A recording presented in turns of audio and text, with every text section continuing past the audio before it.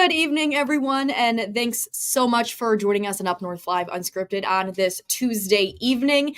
We are going to get right into our show because we have a lot to talk about today. Of course, it is Election Day for Michigan voters, the state primary happening today, but some other pretty big news also happening today, and that is Kamala Harris picked her vice presidential candidate, and that is Minnesota Governor Tim Walz. He was selected today by Kamala Harris. The vice presidential candidate has been governor since 2018. He's a former congressman, teacher, and National Guardsman. And Governor Gretchen Whitmer was in Traverse City today, so we asked her about the selection, and here is what she had to say. A really good friend of mine. He'll be a fantastic vice president to President Harris. We've got an important election coming up, and I'm going to work my tail off to support them both. And we also reached out to the Michigan GOP to get reaction on the selection, and they provided us with Tudor Dixon. She is a former Republican gubernatorial candidate, and she said that the pick will be very negative come November for Harris. And she said that it's going to hurt her with moderate Democrats. So here's more on what Tudor Dixon had to say. The vice president doesn't necessarily have a huge impact on the election unless it's a negative. And for her, I think she needed somebody that was moderate. I think she needed to reach out to the Jewish community. I think everybody felt that the Josh Shapiro pick was going to be good for her. That was a head fake. She then decided to bring in a strong progressive who has prided himself on being a big government liberal. And our question of the day is related to Kamala Harris's pick, and that is, do Kamala Harris and Donald Trump's running mates have an impact on your vote? As of right now, 41% of people say yes, 59% say no. And if you haven't voted yet, you can scan that QR code right now. You can also comment any thoughts you may have on this live stream. And you can also go to our Facebook page, Up North Live, and comment there as well. We have 108 comments.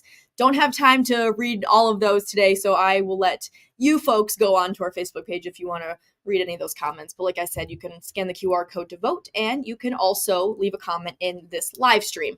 We will come back to our question of the day a little later, but I'm going to turn things over to more election-related things. So Michigan, of course, could play a huge role in choosing who the next president may be, but Michiganders could also determine which party controls Congress in 2025. So a major race that's happening today. Candidates are looking to fill the seat long held by Democratic Senator Debbie Stabenow, who announced in early 2023 she would not be running for re-election. So I'm going to pull up a few graphics with who the candidates are. So on the Democratic side, we have Hill Harper and Alyssa Slotkin. They are running for that U.S. Senate seat. And then on the Republican side, we have Justin Amash, Mike Rogers, Sandy Pensler, and Sherry O'Donnell. And we actually have reporters with our sister stations in Kalamazoo. They are at a couple different watch parties tonight. So we have one reporter with Mike Rogers and his team for a watch party. Then we have another one with Alyssa Slotkin. So tonight at 11, we will have updated results on this major race, and we'll also check in with those reporters live to get any reaction if these results are in by 11 o'clock tonight. And just a reminder that we will have all of the election results live as they do come in on our website, UpNorthLive.com. And then if you're watching tonight at 11, we'll also have them on the bottom of the screen because, of course, there are some major races going on, but there are also a lot of different ones depending on where you're voting. So I know we are going to have results for about like 85 different races. So a lot happening on this election day. And we are also covering state house races here in northern Michigan. And we have some reporters who are going to be watching those races closely tonight. So let's turn things over to them. I'm going to first bring in Allie Baxter. She is live in our content center. Hey, Allie, what races are you going to be watching tonight? Hey, Maya. So tonight I'm going to be watching the 103rd House District. I'm also going to be watching the 106th. So the 103rd, that is all of Leelanau County. It's also parts of Grand Traverse County and Benzie County. And then the 106th, I've got to pull up my notes here because it's a lot of counties. We've got Alcona, Alpena, Montmorency, and Presque Isle counties.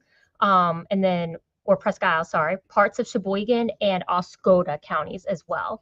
And so going back to the 103rd, we don't have it contested on the Democratic side, but we have 3 different people contesting on the Republican side. So that should be an interesting primary race for us to watch. They're pretty much vying to face off against Betsy Kofia. This is a pretty generally purple district. She was able to flip it 2 years ago against Jack O'Malley. It was actually one of the closest state house races. She won that, I think, within like 700 votes, if I remember correctly. So these Republicans are vying for the opportunity to face off against her and see if they can flip that district seat back. And then we're going to go over to the 106th. That is right now held by Cam Cavett.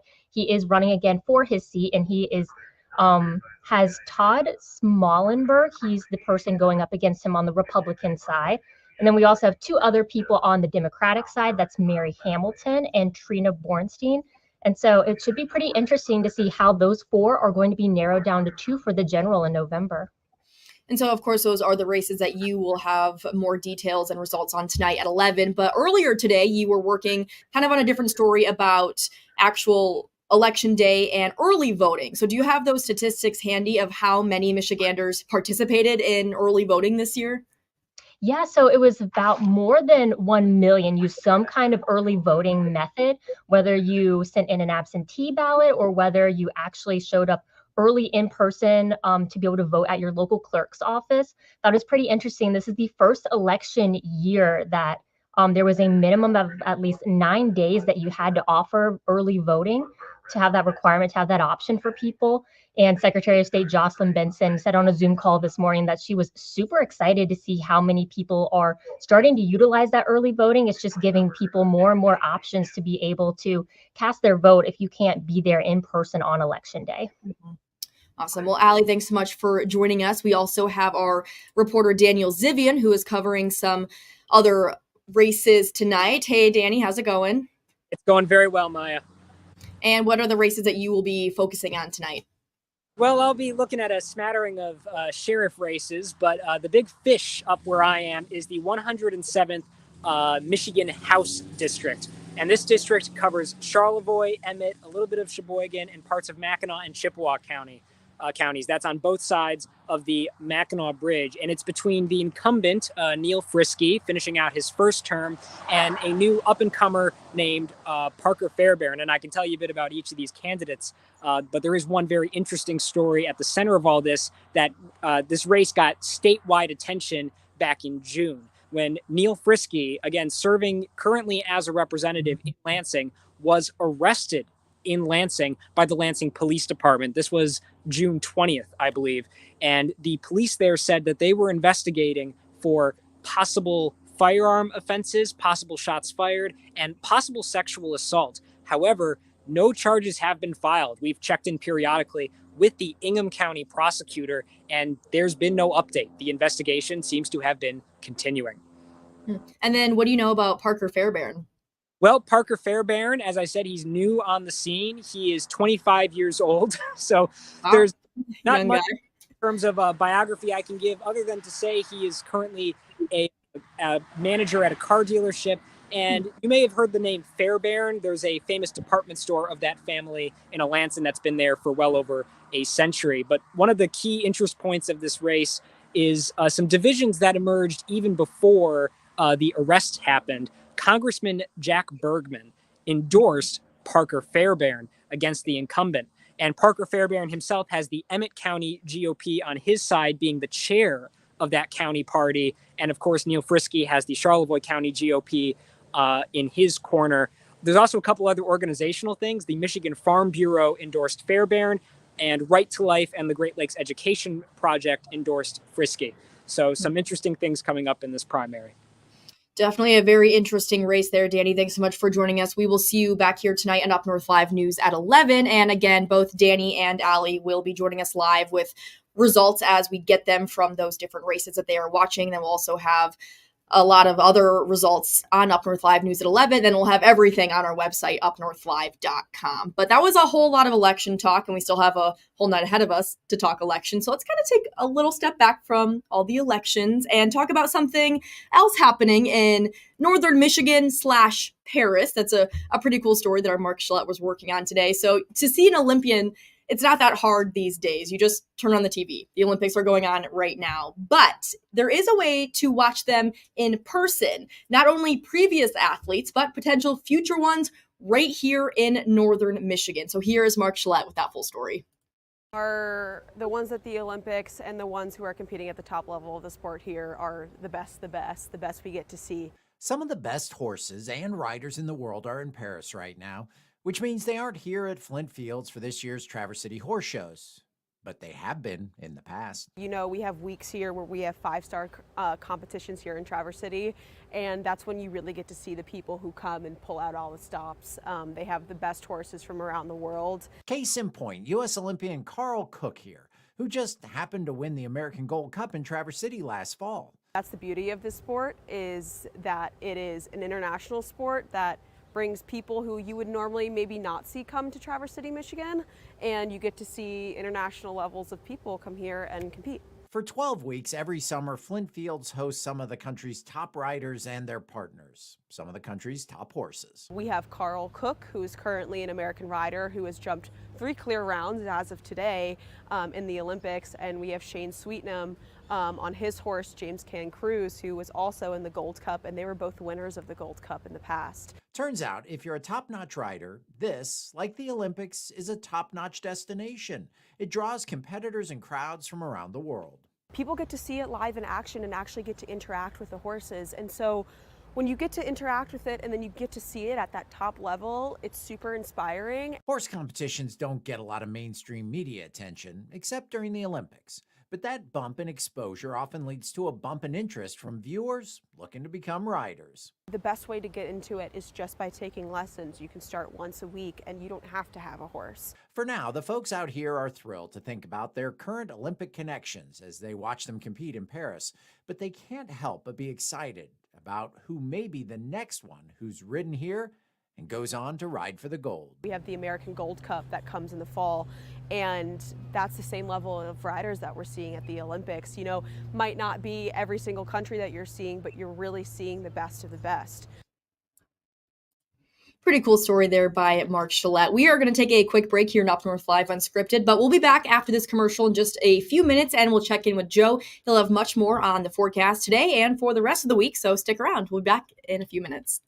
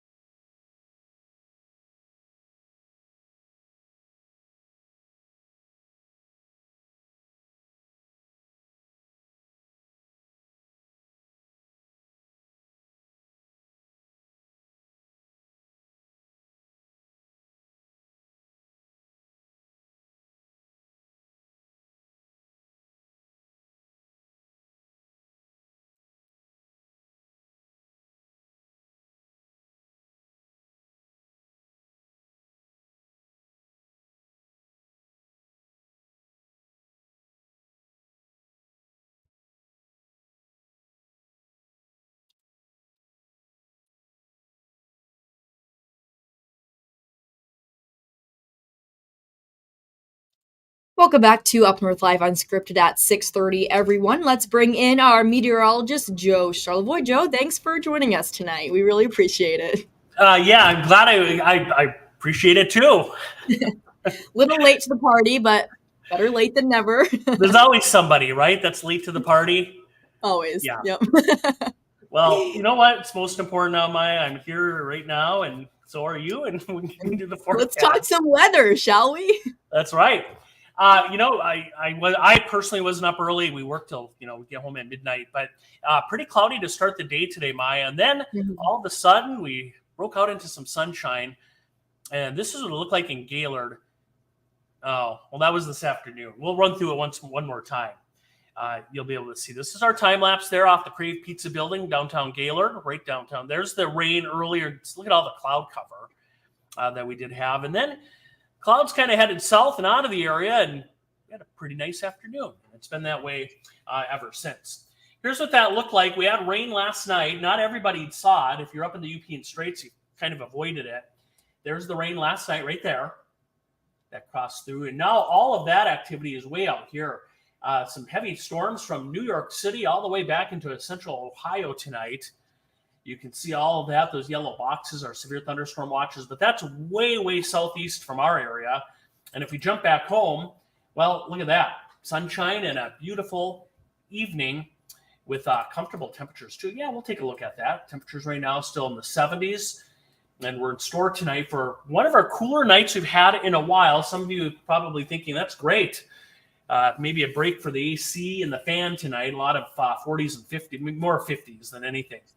High pressure is nudging in near the Twin Cities tonight. There's a look at the old weather map. Low pressure will move away, and that should bring in a quiet stretch of weather. So here's tonight, nice and clear, just a little sliver of the moon overhead. Tomorrow morning, dry. Tomorrow afternoon, dry. Although up north, if you're in the UP and Straits, northwest lower Michigan, tip of the mitt, you might get some clouds coming in tomorrow late afternoon and evening. And then heading into Thursday, up north, we're talking the Sioux, Mackinac City, Newberry, Beaver Island. You could run into a few showers during the day Thursday, right up through there. So that's our next chance for a few showers. We have the Northwestern Michigan Fair. That's in Grand Traverse County. That's continuing all week long. 81 tomorrow, beautiful day. Lots of sunshine expected. It looks like a nice one.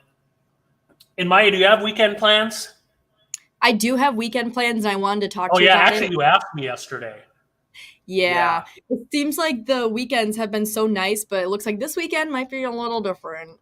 Yeah, that's the thing. We have low pressure north of us over the weekend. Mid to upper 60s Saturday, generally cloudy. I don't think it's going to rain all day, but there will be some rain around. And then Sunday, a few passing showers. So that's kind of a look at the upcoming weekend. And there is the masterpiece, the extended forecast. Some showers around. I don't think a lot of rain on Friday, but Saturday is that one day. And with the clouds, it will be cooler. A couple showers will hang around into Sunday. And then we're back to dry weather early next week, Maya. So kind of a typical early August forecast. At least it's pretty comfortable, though, this week, and some good sleeping weather tonight. There we go. Well, thanks so much, Joe. We are going to take a quick break on Up North Live Unscripted, but we'll be back in just a few minutes, and we will bring in sports director Harrison Beebe to see what he's working on for sports today. Stick with us.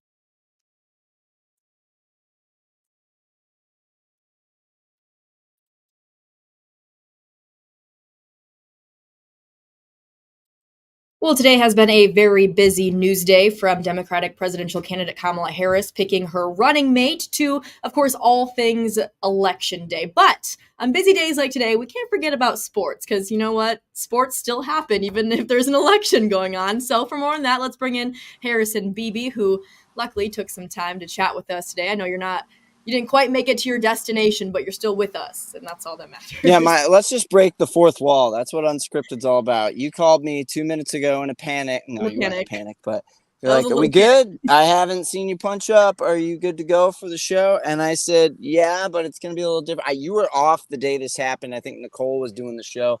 The line to get into the ballpark right now is out. Wait, are we looking at the right place? Out. Yeah. This is US 31 south towards Trump's Corner. It is 30, 40 cars deep just to pull into the road that turns to the park. The traffic is backed up. So whatever the pit spitters did 5 years ago in creating this franchise, it's clearly working, because this is the final home game of the regular season on a Tuesday night. Now, yes, it is the summer, but still a Tuesday night.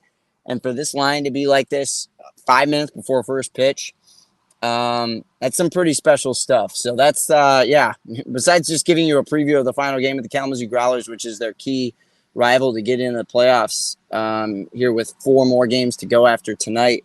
Yeah, if it's not sold out, it's going to be pretty packed there at the stadium tonight. And what's at stake tonight at the game?